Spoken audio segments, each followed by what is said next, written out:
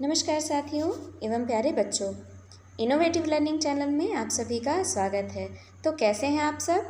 आशा करती हूँ कि आप सभी अच्छे से होंगे। तो चलिए आज हम फिर से बात करते हैं प्रैक्टिकल्स की, यानी कि प्रायोगिक विज्ञान की, और उसमें हम बात करेंगे कक्षा 9वीं की। अब हमारा आज का उद्देश्य है प्याज के छिलके की अस्थायी स्लाइड तैयार करना, यानी कि यहाँ पर हम ओनियन पील की स्लाइड तैयार करने वाले हैं। तो जनरली जब हम प्लांट सेल की स्टडी करते हैं तो ओनियन पील को हम उसकी स्टडी के रूप में यूज़ करते हैं। उसके लिए हमें कुछ सामग्री की आवश्यकता होती है।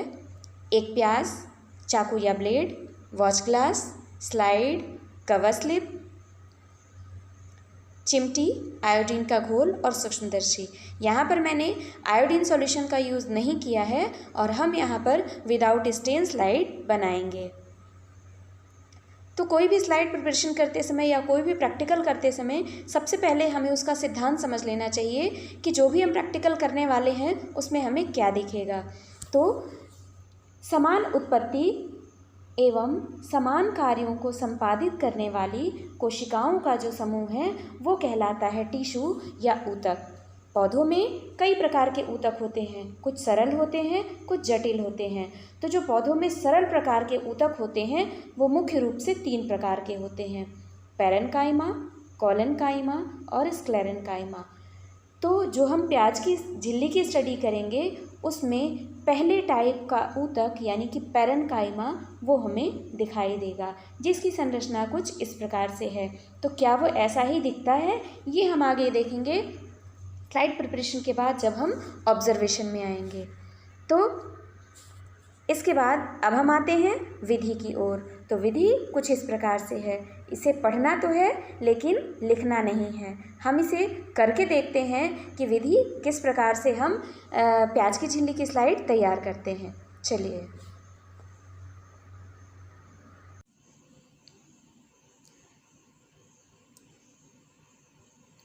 तो चलिए शुरू करते हैं। तो प्याज की झिल्ली की स्लाइड बनाने के लिए हमें एक छोटा सा टुकड़ा प्याज का चाहिए होता है। यहाँ पर मैंने कुछ इस तरह से प्याज ले लिया है, इसे टुकड़े में काट लिया है। अब हम अगला काम क्या होता है, हमें इसके कुछ फलक निकालने होते हैं। हम इस तरह से इसके फलक को अलग कर लेते हैं। कोई भी एक फलक ले करके, और कुछ इस तरह से फलक हमने ले लिया। हम देख रहे हैं यहाँ पे इसकी 2 लेयर है। एक ही इंटरनल वाली लेयर है, दूसरी ऊपर की एक्सटर्नल वाली लेयर यानी कि उत्तल सतह है। इनमें दोनों में झिल्ली मौजूद है। हम दोनों की झिल्ली निकालते हैं और देखते हैं कि कैसे दिखती हैं। तो सबसे पहले हम अंदर वाली झिल्ली निकालते हैं। इसको निकालने के लिए सिंपल हम फॉरसिप से लेकर के थोड़ा सा ऊपर से स्क्रैच करते हैं।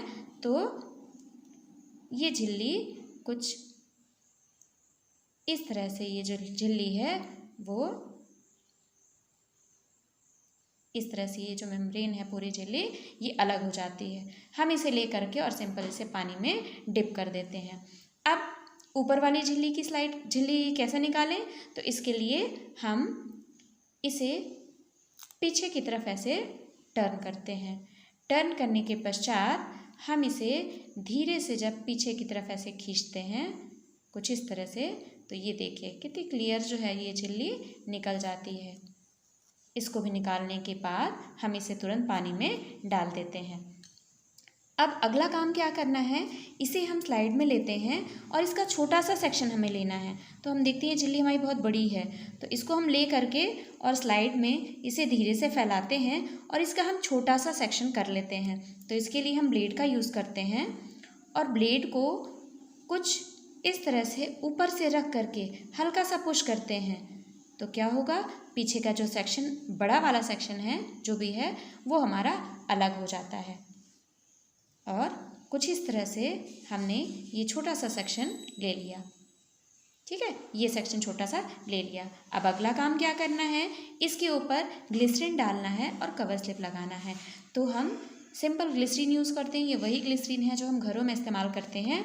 तो इसकी 1 ड्रॉप लेते हैं। बहुत ज़्यादा ग्लिसरीन हमें इस पर नहीं डालनी है। 1 ड्रॉप ग्लिसरीन सावधानी से डालते हैं कुछ इस तरह से। और अगला काम क्या है, इसके ऊपर कवर स्लिप लगाना। कवर स्लिप लगाने के लिए हमने ड्रिल या ब्रश के पिछले सिरे का इस्तेमाल करते हैं और धीरे से कुछ इस प्रकार से लगानी है कि इसके ऊपर कोई एयर बबल ना आए। तो इसे हम एक साइड से पहले कॉर्नर पे रखते हैं कवर स्लिप को और धीरे धीरे करके और फिर हम इसे छोड़ते जाते हैं।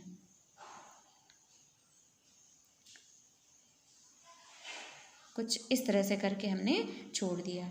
ये हम देख रहे हैं कि यहाँ पे हमारी कवर स्लिप जो है लग गई है और यहाँ कहीं भी हमको एयर बबल नहीं दिख रहा है। अब थोड़ा सा एक्स्ट्रा ग्लिसरीन जो हमें इस पे दिखाई दे रहा है, इसको हम टिश्यू पेपर, ब्लॉटिंग पेपर या कुछ ना हो तो न्यूज़पेपर का यूज़ करके हल्का सा इसे प्रेस करके और एक्स्ट्रा जो ग्लिसरीन है उसको हम निकाल देते हैं। यहाँ पर स्लाइड हम बना रहे हैं, विदाउट स्टेन स्लाइड बना रहे हैं और हम यहाँ देखेंगे कि ऑब्जर्वेशन में कि सेल्स कितनी क्लियर दिख रही हैं। ठीक है, कुछ इस तरह से करके हमने जो इसका एक्स्ट्रा ग्लिसरीन है वो सारा निकाल लिया।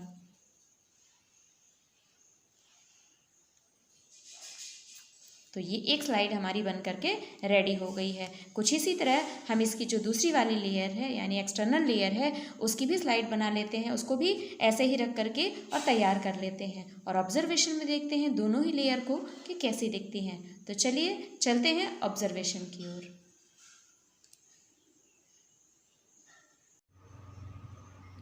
तो स्लाइड प्रिपरेशन के बाद अगली बारी आती है ऑब्जर्वेशन यानी अवलोकन की। तो यहाँ हम देख सकते हैं कि बहुत सारी आयताकार कोशिकाएं जो हैं ये यहाँ पर हमें दिखाई दे रही हैं। प्रत्येक कोशिका में हमें केंद्रक दिख रहा है और ये केंद्रक जो है वो कुछ इस तरह से परिधि की ओर हमें दिखाई दे रहे हैं। बहुत सारे केंद्रक यहाँ पर हम क्लियर देख सकते हैं। अब इसके अलावा और क्या चीज़ें हैं, यहाँ पर बीच बीच में हमें बड़ी बड़ी रिक्तिकाएँ दिखाई दे रही हैं। चारों तरफ कोशिकाएं जो हैं एक मेम्ब्रेन के द्वारा घिरी हुई होती हैं, ये कहलाती है cell wall. Cell wall plant cell का, पादप कोशिका का एक लक्षण होता है। प्रत्येक कोशिका में चारों तरफ सेल वॉल के पास में यहाँ पर हमें साइटोप्लाज्म भी दिखाई दे रहा है। अब इस अवलोकन को मैंने आगे एक वीडियो में रिकॉर्ड किया है, उसे हम वीडियो के फॉर्म में देखते हैं तो चीज़ें हमें और अच्छे से समझ में आएंगी। देख रहे हैं कि कोशिकाएं कितनी स्पष्ट दिख रही हैं। प्रत्येक कोशिका के चारों तरफ कोशिका झिल्ली उपस्थित है, केंद्रक हैं जो कि परिधि की ओर उपस्थित हैं, बीच में रिक्तिकाएं दिख रही हैं। कोशिकाओं के बीच में अंतरकोशिकीय अवकाश जो है वो भी हम स्पष्ट रूप से देख रहे हैं।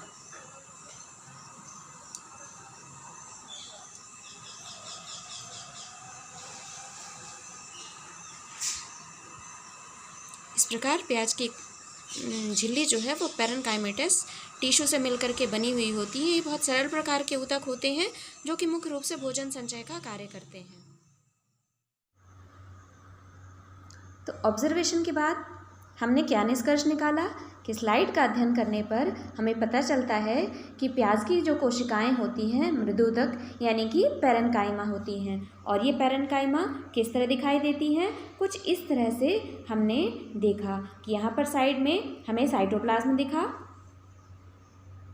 परिधि की ओर हमें न्यूक्लियस भी दिखे, मोटी सेल वॉल भी दिखाई दी और बीच में बड़ी बड़ी रिक्तिकाएं जो हैं वो भी हमने स्लाइड में देखा कि किस प्रकार हमें दिखाई देती हैं।